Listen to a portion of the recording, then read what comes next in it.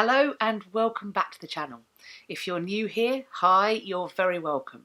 This is Reading the Past and I'm Dr. Cat. And I am filming this video on Christmas Eve. For those who celebrate, happy Christmas. For those who don't, I hope you're having a wonderful and restful festive period. Today, as it is the last video of 2019, I thought it was fitting to do a recap, to look at what I've done over this year on YouTube, my first full year on YouTube. I want to think about the things that I enjoyed and am proud of, and also, most importantly, the things that you seem to have responded the most to. I'm also going to be talking about my plans for next year, for 2020, and for that I'm going to be wanting your input. As this is a different video to what I normally film, do not worry. If you stick around to the end, and I hope you will, I will also be including that history content that I know you're here for. But for now, let's start the year's roundup.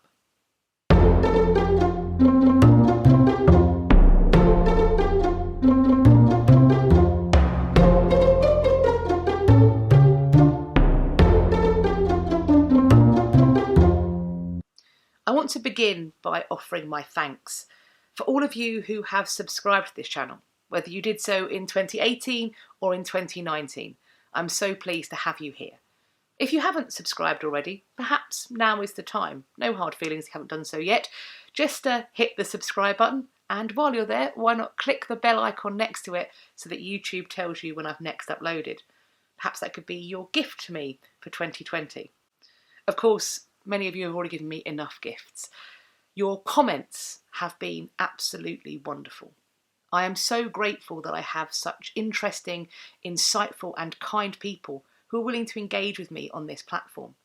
For all of you who've offered me support, advice, constructive criticism and also video ideas, thank you. For those of you who've made suggestions of videos to make, you have pointed me in directions that I probably wouldn't have gone in some cases towards things that I had no idea of. Because of you, I went and sought them out. I learnt more about them and found ways to engage with them to make videos. I do hope that you found them useful. If you have any other ideas, please do let me know in my comment section. I want to hear from you. I want to make the content that you are interested in. Equally, another place where you can come and find me is over on my social medias, my Instagram and my Twitter, and I'll be sure to leave links to those in the description box as always. As I said, I'm interested in making content that you are interested in watching, and a great way to find out what's working is to look at your YouTube analytics. And so what roundup of 2019 could possibly be complete without looking at my top 10 videos for the year? The way I've done this is to go to my YouTube analytics and look at the videos that got the most likes. And I want to talk about those now. In at number 10, we have my video on Bloody Mary. In this video, I looked at whether or not she really earned that moniker. I am excited by investigating our perceptions of history and, where possible and necessary, challenging them.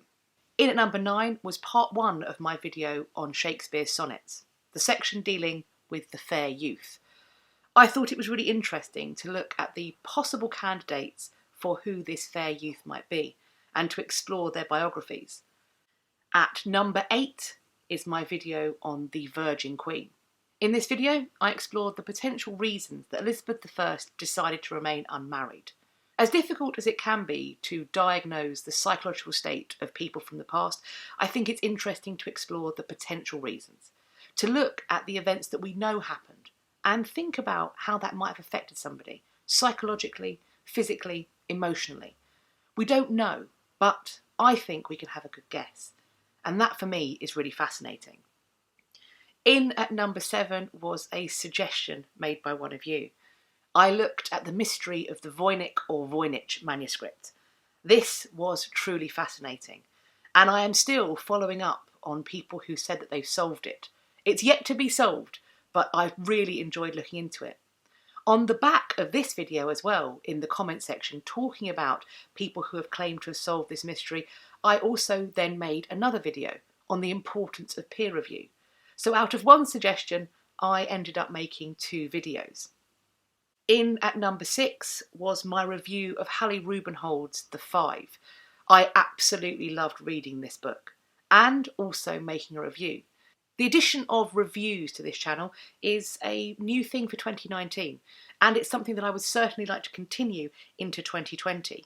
So if there are new things coming out, books, films or TV shows, or perhaps even existing content that you would like my opinion on, please do pop that in the comment section down below. Maybe there's a film or a TV show that's been out for a number of years that you would like my reaction on. So please tell me about that. In at number 5 was my biography of Bess of Hardwick. I'm really pleased this video charted, because Bess of Hardwick is one of my personal historical heroes. I think, truly difficult woman. But for that, and for many other things, one of my favourites. In at number 4 was my video exploring the rainbow portrait. Exploring text and image has always been my way into history. There are so many fascinating paintings from the Tudor period and indeed throughout history. It's a way of shaping identity. While we may not, as I said earlier, be able to understand the psychology and emotional state of an individual, we can certainly see from the text they write, from the images that they curate of themselves, we can see how they want to be viewed. This gives us such an important window into their lives, as far as I'm concerned. If there are any other works of art that you would be interested in seeing a video on, then leave it in the comment section down below. In at number 3 is my video on The Roaring Girl. In that I look at the fictional character of Moll Cutpurse from the play and also her real-life counterpart, Mary Frith. This is another woman that burst through boundaries. I've really enjoyed making biography videos on this channel, and this year in particular I've had a principal focus on women from British history. These are rebels, trailblazers and queens, and all too often their history can be subsumed by the men around them. So I intend to continue making videos on women and also important historical figures throughout 2020 and beyond. If there is a person that you would like me to make a video on, then do leave it in the comment section down below. In at number 2 is my video on the death of Amy Dudley, which I titled The Original Staircase. This is also the most viewed video on my channel, and I can understand why. I did, of course, riff on the very popular Netflix documentary called The Staircase. This crime mystery is something that has gripped me. When I'm not reading or engaging with history or material about history, I'm looking into true crime. The psychology of criminals and also the methods used to bring them to justice has always fascinated me. If there are other historical crimes that you would like me to look into, solved or unsolved, then that's another thing to pop in the comment section.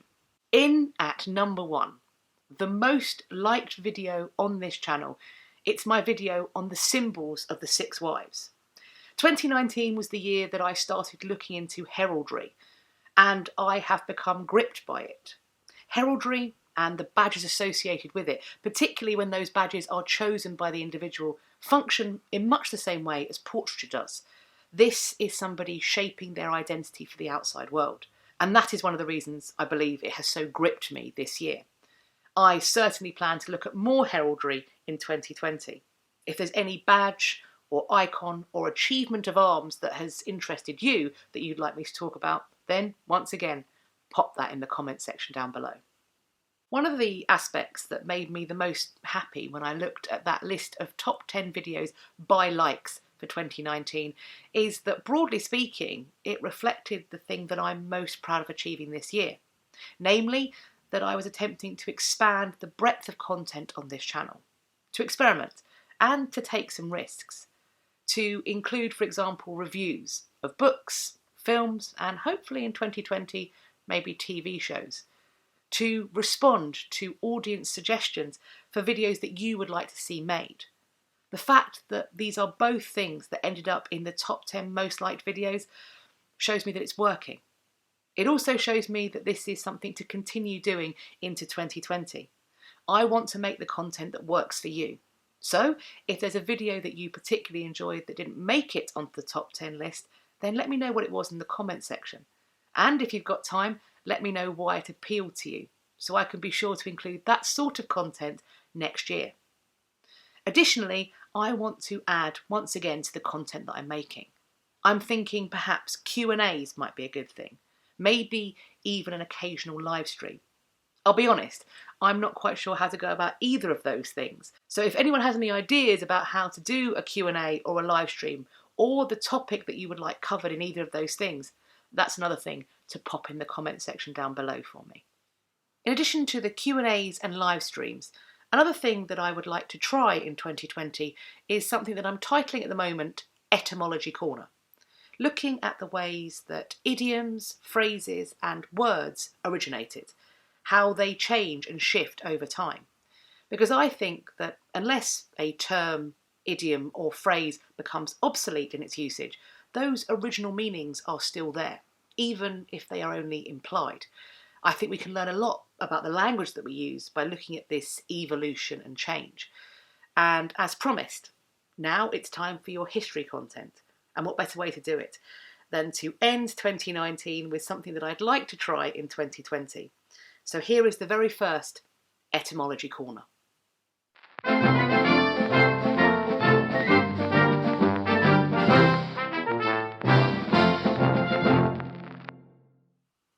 A bird in the hand is worth two in the bush, wrapped round the little finger, under the thumb and hoodwinked.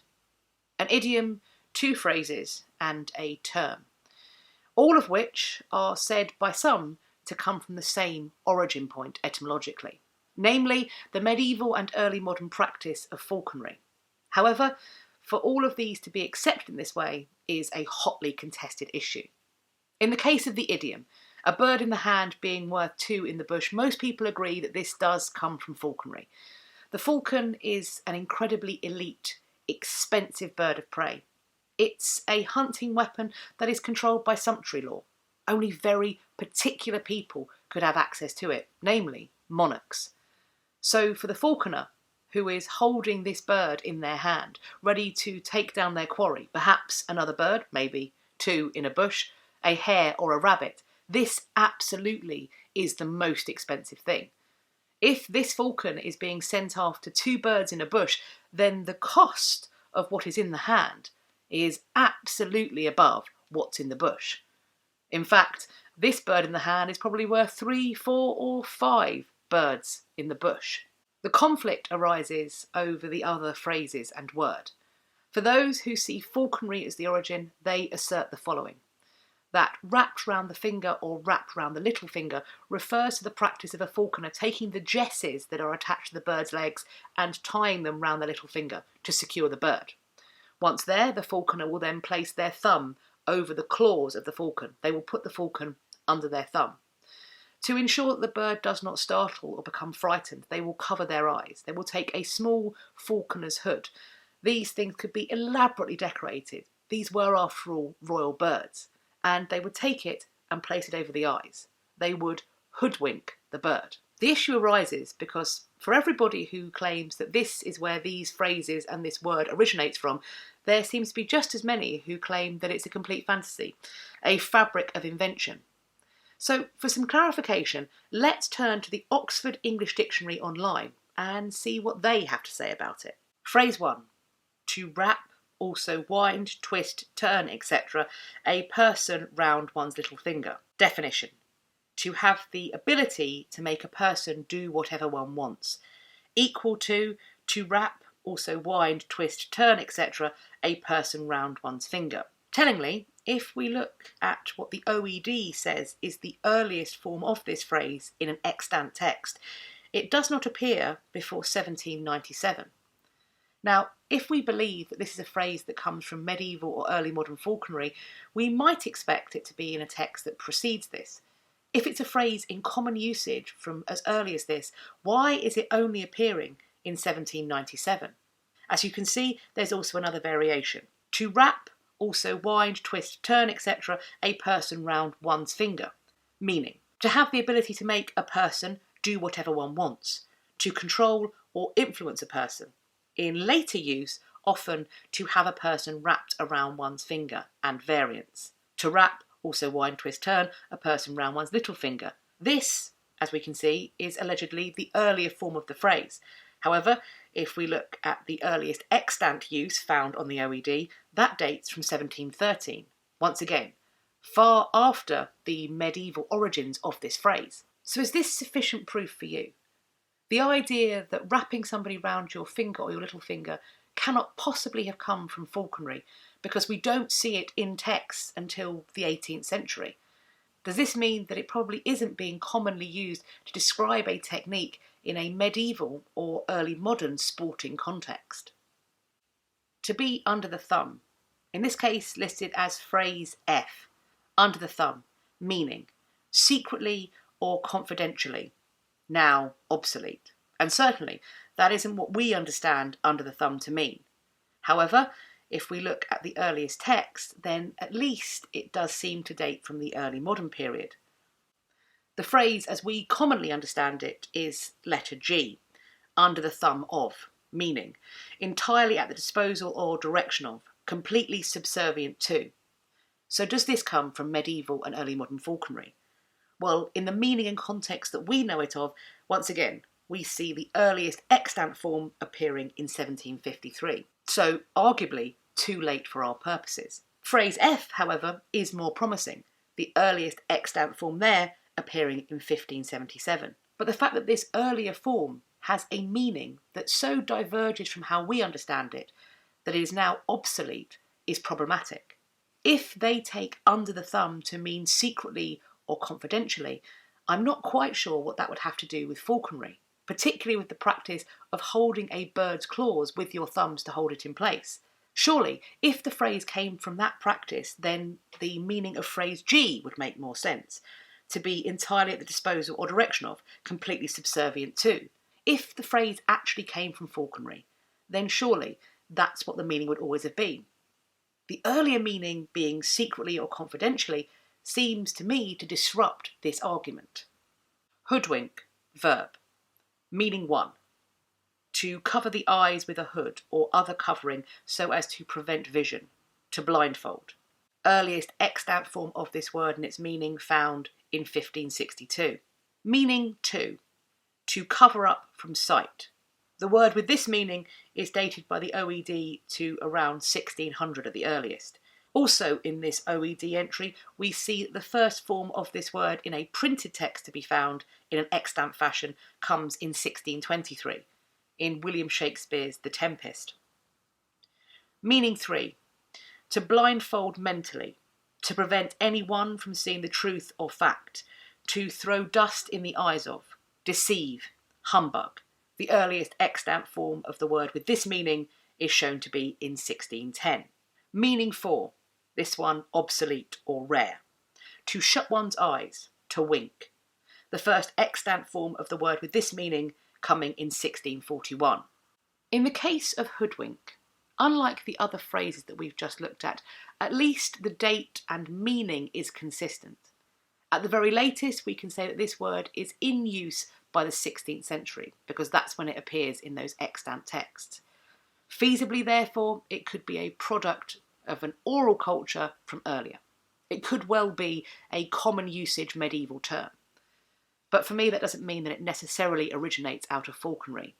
And if we look at the multiplicity of meanings that the OED offers, to blindfold, to pull the hood over somebody's eyes, to deceive, and also for yourself to wink or to blink, nowhere in there is something that is explicitly tied to the practice of falconry. Now, is it possible that a medieval or early modern falconer may refer to hoodwinking their bird as they cover their eyes? Absolutely. I don't think that there is enough to say that this phrase comes from the medieval or early modern practice of falconry. Rather, it may well be used there, but that doesn't mean it comes from there. But what do you think about the origin of this idiom, the phrases and word that I have talked about today? What did you think of my very first Etymology Corner? Would you like to see another one? What about 2019 on my channel? What were your highs? And if you want to, your lows. Please be kind. And let me know in the comment section down below. The comment section is also the place for you to put those suggestions that I asked for in this video. Or you can come and find me over on my social media.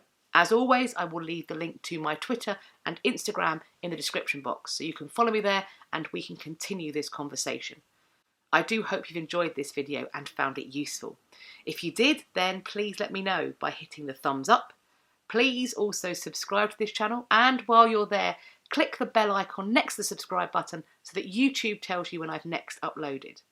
I hope you're going to have a great day, whatever you're doing, and also that your festive period is a happy one, and that you have a healthy, wealthy and happy start to 2020, whatever you are doing. I can't wait to speak to you all in my next video. Take care of yourselves. Bye-bye for now.